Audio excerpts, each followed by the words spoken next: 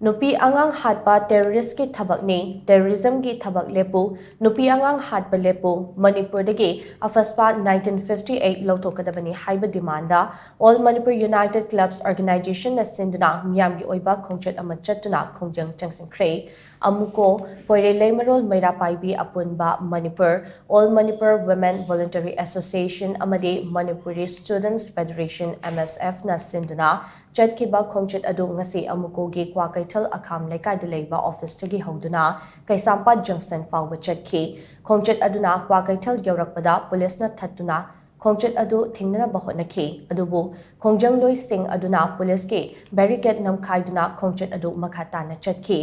KHONGJANG loi sing aduna hodam lairak mapa yaurakpada police na amuk thatki adubu KHONGJANG loi sing aduna police sing adu namkhaiduna makhatana Kaisampa Junction tamna lakhi Kaisampa Junction da yaurakpada police na thatpadagi KHONGJANG loi sing adu hanki Manipur gi apunbagi saktam kaibiyaroi Manipur pumbadagi afaspa Louthokkadabani Nupi Angang yauna miyoi taruk hatpa mi hatpa sing faduna cherak pigadabani India gi thawin sin yaningde Nupi Angang Kappa terrorist ki ekne amadi terrorism ki thawong lepkadabani haibana chingba kholau kaya lauduna chatkiba KHONGCHAT adugi matangda amuko gi president Fairoizam Nanduluwang na hai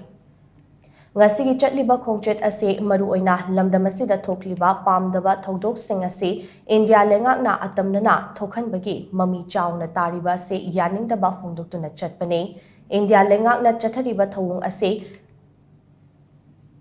akutpada leithonba haiba thawong adune Indiana Manipurda yengliba meeting ase yaningde kuki narco terrorist singna Nupi Angang punna miyoi taruk faduna pukhiba makhoibu kananaba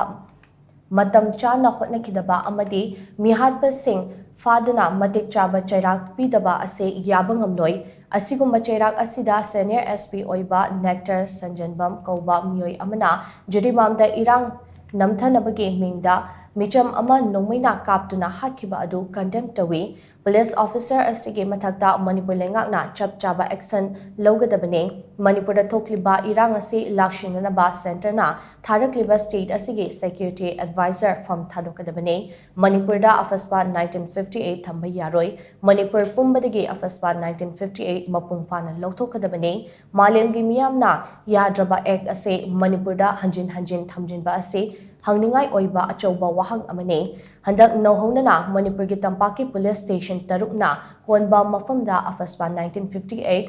thamjilakpa se miyam hena wahanaba senbane India lengakna nona police tarukna kon police station tarukna konba mafam singda afaspa thamjilakliba ase khudakta handokadabani haina mahakna makhata ki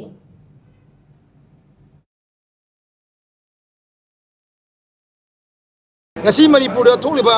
koigi pamdaba thodok sing ase Bharat Sarkar na atamnana thonba madugi yaningdaba Bharat Sarkar na tholiba thodok sing manungda koigi mioi kya thawai ne pikamnanba mioi kya sonba mioi kya gi yummai chan badana tana phong chana jiri bam gi chokra roda koigi mioi khara ma halamba kodakta halamaga yummai thar kodakta halamaga mioi taru phadna pukharkanda nupi angang taru phadna pukharkanda madu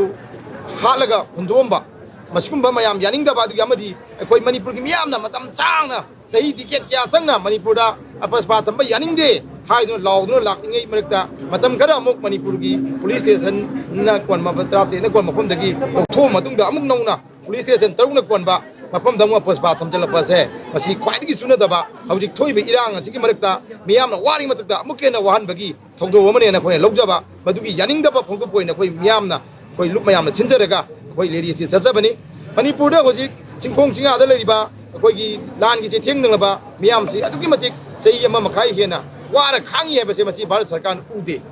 leptana chathai ba chahi ani phaning che changjal haba lan sida ngase mak armed forces sipset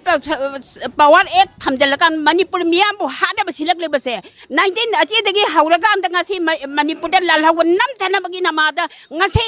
Manipur gi isa iso miyam ma sainai ba pon sida lelei kaya ma phagra ka thiba phangkhide kaya amana asiba hakchang oina tawkhi Hati. Asigumba asugam na tamtriba drako malengi miyam na drako nyen lo haidana set kaina talaba Louthokkadabani haidana court ki order suleba asigumba posama bu among hana miyam ki kholang nan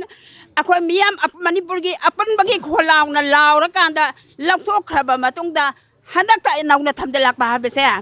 India gi ta hengna akhoi Manipur bu miyam bu yam na hadaba thak da uche thawai da Manipur miyam gi mating khang da ba India na nga si sangjalak pa ne ha se ai ta hengna hanyangi Haukiba megi tang tarama thoida angang yauna nupi taru hatkiba asi terrorist ki thawongni masi khutakta lepkadabani aduga Manipur se sida India na yengba miyeng ja khutakta gi lepiu aduga laba India na insan ba terrorist singduna akoi misam halale tapakta aspa thamjale aduga Manipur gi dat lairiba maitai singja muthanna ba silaiba Manipur muthanna ba silaiba asigumlaba India gi thawrang ase Kudakta lepiu aduna akhoi miyamda haijaning badi akhoi si missing na singna miyang amata da yengaga akhoi isana isabu sinja langjara kanda akhoi kanagi chu mi pan tangdana akhoi iromdom lepsaba ngamna ba akhoi khuding mangna punna hone minerasi adugumla ba indiana chile ibal policy ja kudakta lepiu ngasigi lengak leitaba ka sap manare mana tawning ba tawre aduna lengak le haibagi akhoi thajaba leitare